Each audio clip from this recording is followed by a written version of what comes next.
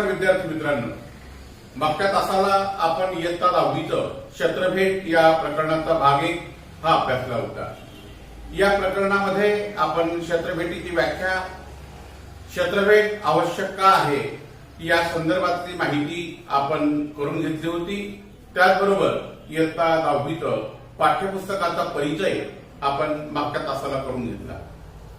मित्रांनो, मी मागच्या तासाला तुम्हाला सांगितलं होतं की या प्रकरणामधून बोर्डाला प्रश्न क्रमांक 7 जो दीर्घोत्तरी प्रश्न प्रकार आहे याच्यामध्ये 4 गुणांसाठी आतापर्यंत बोर्डाने या प्रकरणातून प्रश्न विचारलेला आहे। तर मित्रांनो, या प्रकरणामध्ये जी नमुना क्षेत्रभेद दिलेली आहे ती क्षेत्रभेदीच्या संदर्भातला परिचय आपण मागच्या तासाला पाहून घेतला। मी पुन्हा तुम्हाला एक वेळा आठवण करून देतो की मित्रांनो, ही नमुना क्षेत्रभेद जी आहे या क्षेत्रभेदीवर एकही प्रश्न तुम्हाला विचारला जाणार नाही, परंतु या प्रकरणाच्या खाली जो स्वाध्याय दिलेला आहे त्या स्वाध्यायावर आधारित तुम्हाला बोर्डाच्या प्रश्नपत्रिकेमध्ये 4 गुणांसाठी प्रश्न विचारले जाऊ शकतात। मित्रांनो, म्हणून भूगोलाच्या अभ्यासामध्ये क्षेत्रभेद हे प्रकरण अत्यंत महत्वाचं आहे। मित्रांनो, आपल्याला आजच्या तासाला स्वाध्यायामध्ये दिलेले जे प्रश्न प्रकार आहेत ते प्रश्न प्रकार आपल्याला सोडवायचे आहेत। त्यातला पहिला प्रश्न त्या ठिकाणी आपल्याला बघायला मिळतो। मित्रांनो, क्षेत्रभेदीची आवश्यकता स्पष्ट करा। मित्रांनो, क्षेत्रभेदीच्या माध्यमातून भौगोलिक संकल्पना व भौगोलिक घटकांचा प्रत्यक्ष त्या ठिकाणी जाऊन आपल्याला अभ्यास करता येतो। मित्रांनो, क्षेत्रभेदीमुळे मानवाचा आणि पर्यावरणाचा सहसंबंध आपल्याला अभ्यासता येतो। मित्रांनो, क्षेत्रभेदीतून आपल्याला ऐतिहासिक, भौगोलिक, सामाजिक संकल्पनांची माहिती प्रत्यक्ष त्या क्षेत्राला भेट देऊन आपल्याला आत्मसात करता येते। त्याचबरोबर क्षेत्रभेदीच्या माध्यमातून आपल्याला भूगोलाचा रंजात्मक अभ्यास आपल्याला करता येतो। म्हणून क्षेत्रभेदीची आवश्यकता ही अत्यंत महत्वाची आहे। अशा प्रकारचे मुद्दे जर का तुम्ही त्या ठिकाणी लिहिले तर तुम्हाला 4 गुण मिळू शकतात। यामध्ये तुम्हाला अशा प्रकारचाही प्रश्न विचारला जाऊ शकतो की क्षेत्रभेदीसाठी तुम्ही कोणकोणतं साहित्य घ्याल।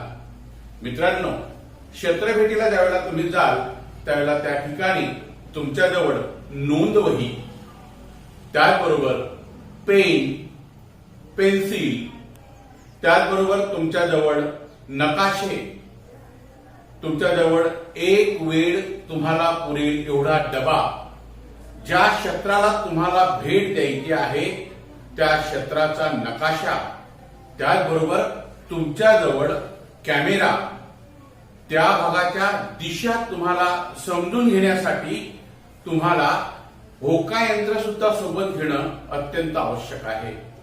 एवढंच नव्हे, ज्या भागाला तुम्ही भेट देणार आहात त्या भागात समजा एखादा मृदा प्रकार तुम्हाला अभ्यासायचा असेल किंवा एखाद्या जलाशयाला तुम्ही भेट दिली असेल, तुम्हाला त्या ठिकाणी एखाद्या पदार्थाचा नमुना आणायचा आहे, याच्यासाठी तुमच्याजवळ एखादा डब्बा बंद झाकण्याचा किंवा कापडी पिशवी सोबत असणं गरजेचं आहे।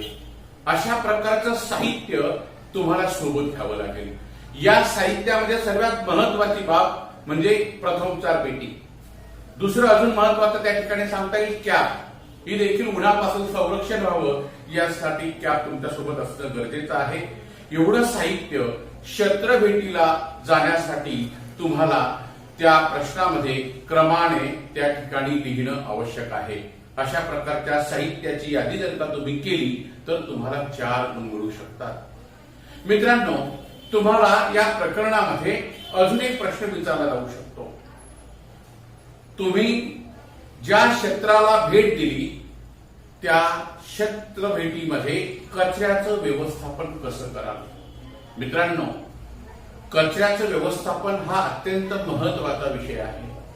ज्यावेळेला आपण क्षेत्रभेटीला जातो त्यावेळेला आपण ज्या क्षेत्राला भेट देणार आहोत त्या क्षेत्राची काळजी घेणं हे आपलं कर्तव्य आहे. म्हणून विद्यार्थी मित्रांनो, आपण त्या भागाचं कचऱ्याचं व्यवस्थापन करणं हे देखील अत्यंत आवश्यक आहे. याच्यासाठी आपल्याजवळ कापडी पिशव्या, जो डबा असेल तो बंद झाकणाचा डबा तुमच्या सोबत असला पाहिजे. कारण की ज्या भागाला तुम्ही भेट देणार त्या भागात ओला कचरा वेगळ्या डब्यात टाका, कोरडा असेल तो एका पिशवीत टाका, कापडी पिशवीमध्ये. या पद्धतीने जर का कचऱ्याची विल्हेवाट तुम्ही लावली तर योग्य त्या प्रकारे त्याचं व्यवस्थापन होऊ शकतं. समजा क्षेत्रभेटीला तुम्ही ज्या भागामध्ये जेवायला बसलात, जेवायला बसल्यानंतर तुमच्या खाली प्लेटा असतील, तुमचे काही कागद असतील, तुमचं शिल्लक राहिलेलं अन्न असेल, त्याचं देखील योग्य त्या पद्धतीने विल्हेवाट करण्यासाठी तुमच्या जवळ असणाऱ्या कापडी पिशव्यांचा आणि त्या डब्यांचा वापर आपण योग्य त्या पद्धतीने घेतला पाहिजे. एवढंच नाही तर त्या परिसरामध्ये स्वच्छतेच्या संदर्भात ज्या काही सूचना असतील त्या सूचनांचं तंतोतंत पालन तुम्ही करणं अत्यंत गरजेचं आहे. मित्रांनो, अशा प्रकारचं उत्तर जर का तुम्ही त्या ठिकाणी लिहिलं तर तुम्हाला 4 गुण मिळू शकतात. त्यानंतरचा प्रश्न त्या ठिकाणी तुम्हाला विचारला जाऊ शकतो की तुमची क्षेत्रभेट एखाद्या कारखान्याला तुम्ही भेट दिली तर त्या कारखान्याला जाताना तुम्ही प्रश्नावली कोणत्या पद्धतीने तयार कराल. तर मित्रांनो, एखाद्या कारखान्याला तुम्ही भेट द्यायला गेला तर त्या ठिकाणी तुमच्याजवळ प्रश्नावली तयार असणं गरजेचं आहे. मित्रांनो, पहिला प्रश्न तुम्ही त्या ठिकाणी तयार करू शकता की ज्या कारखान्याला तुम्ही भेट दिली त्या कारखान्याची स्थापना कधी झाली. दुसरा प्रश्न तुम्ही त्या ठिकाणी तयार करू शकता की त्या कारखान्यामध्ये कोणत्या वस्तूची निर्मिती होते.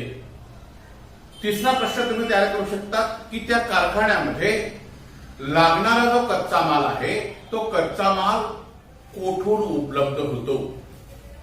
त्या कारखान्यामध्ये तयार होणारा जो पक्का माल आहे तो विक्रीसाठी कोणत्या बाजारपेठेमध्ये नेला जातो.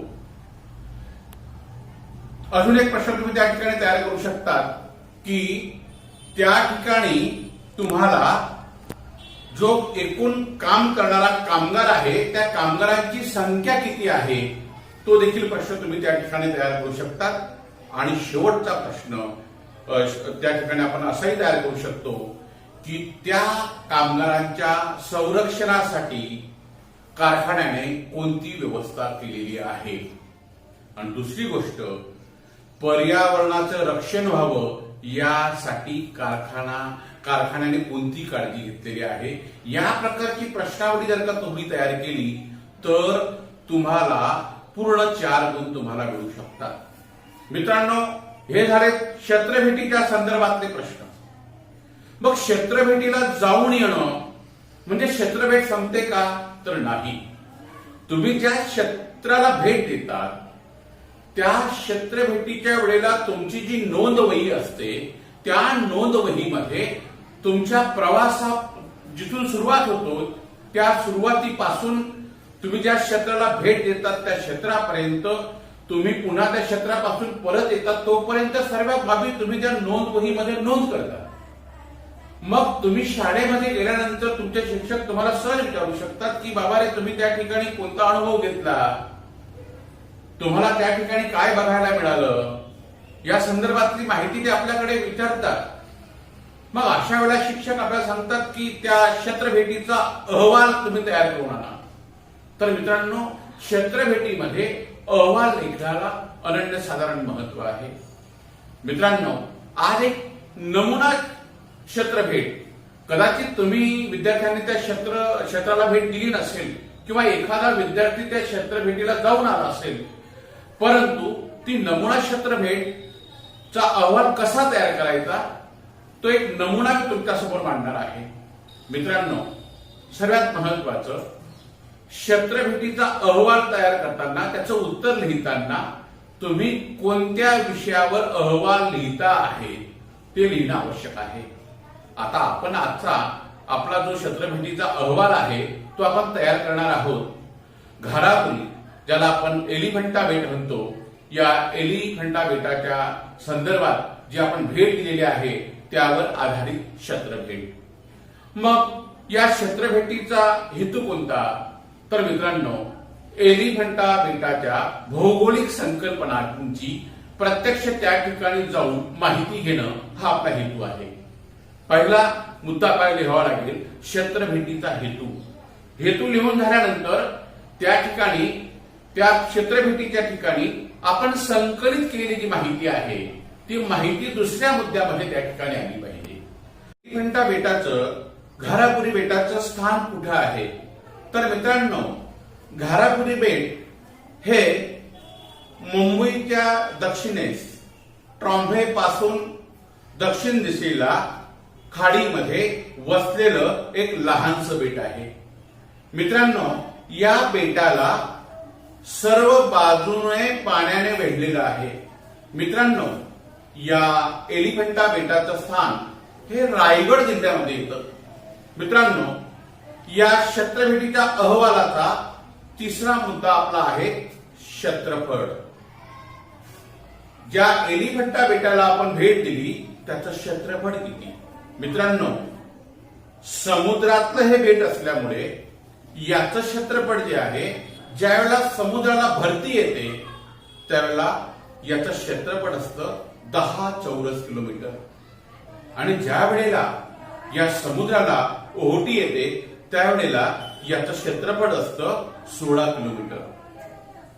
त्यानंतरचा छत्रभेटीच्या अहवालामधला पुढचा मुद्दा आपण घेऊ शकतो, या ठिकाणी वाहतुकीची साधनं कोणती आहेत? मित्रांनो, एलिफंटा बेटाला जर का भेट द्यायची म्हटली तर आपल्याला मुंबईला गेल्यानंतर गेट ऑफ इंडियाला जाऊन त्या ठिकाणी प्रवासी बोटीच्या माध्यमातून आपण या घारापुरी बेटाला, या एलिफंटा बेटाला त्या प्रवासी बोटीच्या माध्यमातून जाऊ शकतो। या प्रवासाला लागणारा जो कालावधी आहे तो साधारणतः 1 तासाचा कालावधी त्या ठिकाणी जाण्यासाठी लागतो।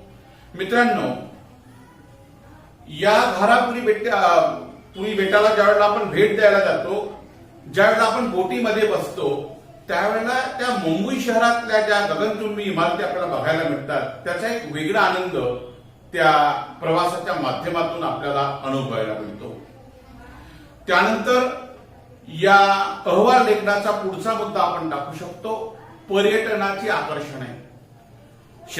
या एलिफंटा बेटाला प्रवासी का भेट देतात, पर्यटक का जातात? तर मित्रांनो, या ठिकाणी पर्यटक जे भेटी देतात त्यामागचं मुख्य कारण असं आहे की त्या ठिकाणी पाषाणामध्ये कोरलेल्या लेण्या आपल्याला बघायला मिळतात, आणि या लेण्या बघायला भारतीय पर्यटक आणि विदेशातून असंख्य पर्यटक याला भेट देतात, आणि हीच या ठिकाणची पर्यटनाची आकर्षणं आपल्याला सांगता येतील। मग या ठिकाणचं लोकजीवन कोणत्या प्रकारचं आहे? तर मित्रांनो, या एलिफंटा बेटाला जर का तुम्ही भेट दिली तर या ठिकाणी साधारणतः 1500 ते 2000 लोकसंख्या बघायला मिळते। मित्रांनो, या ठिकाणी राहणाऱ्या लोकांचा मुख्य व्यवसाय जो आहे तो म्हणजे भातशेती, त्याचबरोबर बोटिंगची दुरुस्ती, या प्रकारचं काम या लोकांच्या माध्यमातून चालत असतं। या प्रकारचं लोकजीवन आपल्याला या घारापुरीमध्ये राहणाऱ्या लोकांचं बघायला मिळतं। मग या ठिकाणच्या शेवटचा मुद्दा आपल्याला या छत्रभेटीच्या अहवालामध्ये लिहिता येईल की घारापुरी बेटाच्या प्रमुख समस्या कोणत्या आहेत? तर मित्रांनो, या ठिकाणच्या प्रमुख समस्या आपल्याला सांगता येतील। या ठिकाणी सर्वात महत्वाची समस्या जर कोणती असेल तर ती पिण्याच्या पाण्याची आहे। त्या ठिकाणी पिण्याच्या पाण्याच्या संदर्भात खूप मोठी टंचाई आपल्याला बघायला मिळते, आणि दुसरी समस्या या ठिकाणी बघायला मिळते, या ठिकाणी वैद्यकीय आणि शैक्षणिक सुविधा देखील पाहिजे त्या प्रमाणामध्ये उपलब्ध नाही। अशा प्रकारचा जर का तुम्ही अहवाल त्या छत्रभेटीचा तयार केला तर मित्रांनो, तुम्हाला 4 गुण मिळू शकतात। मित्रांनो, तुम्हाला एक अहवाल, नमुना अहवाल छत्रभेट तुम्हाला तुमच्या भूगोलाच्या वर्गपाठाच्या वहीमध्ये लिहायचा आहे। मित्रांनो, याच्यासाठी तुम्ही घारापुरी किंवा एलिफंटा बेटाचाच तुम्ही त्या ठिकाणी अहवाल लिहिला पाहिजे असं नाही. तुम्ही आपल्या परिसरामध्ये सातपुडा पर्वत असेल, चहाडीचा साखर कारखाना असेल, मणुदेवी असेल किंवा तापी नदीच्या खोऱ्यांना तुम्ही भेट दिली असेल तर अशा ठिकाणचं देखील क्षेत्रभेटीचा नमुना अहवाल तुम्ही वर्गपाठाच्या वहीत देऊ शकता. त्याचबरोबर आज जे नमुना प्रश्न मी स्वाध्यायाचे तुम्हाला सोडून दिले ते सर्व प्रश्न प्रकार तुम्हाला भूगोलाच्या वर्गपाठाच्या वहीत लिहायचे आहे. आणि मित्रांनो, तुमच्यासाठी आज मी एक स्वाध्याय देतो, एक गृहपाठ तुम्हाला देतो. तुम्ही भेट दिलेल्या क्षेत्रभेटीचा अहवाल तयार करा. हा आपला गृहपाठाचा आजचा प्रश्न राहणार आहे. प्रश्न पुन्हा एकदा सांगतो. तुम्ही भेट दिलेल्या एखाद्या क्षेत्राचा अहवाल लेखन तयार करा. मित्रांनो, तुम्ही ज्याही ठिकाणी भेट दिली असेल त्याचा नमुना अहवाल तुम्हाला तयार करायचा आहे. मित्रांनो, याच्यासाठी मात्र आवश्यक काळजी घ्या. सध्या लॉकडाऊन सुरू आहे. कोविड सारख्या महाभयंकर महामारीच्या माध्यमातून आपल्यावर संकट आलेलं आहे. म्हणून सरांनी सांगितलं म्हणून एखाद्या क्षेत्राला भेट द्यायला जाऊ नका. तुम्ही याच्या आधी ज्या ठिकाणी तुम्ही जाऊन आला असाल त्या ठिकाणचा क्षेत्रभेटीचा अहवाल तुम्हाला तयार करायचा आहे. तर मित्रांनो, आपलं जे भूगोलाचं पहिलं प्रकरण आहे क्षेत्रभेट, हे पहिलं प्रकरण आपलं या ठिकाणी आज पूर्ण होतं. यानंतर आपण लवकरच दुसऱ्या प्रकरणासाठी पुढच्या व्हिडिओमध्ये भेटूया. नमस्कार.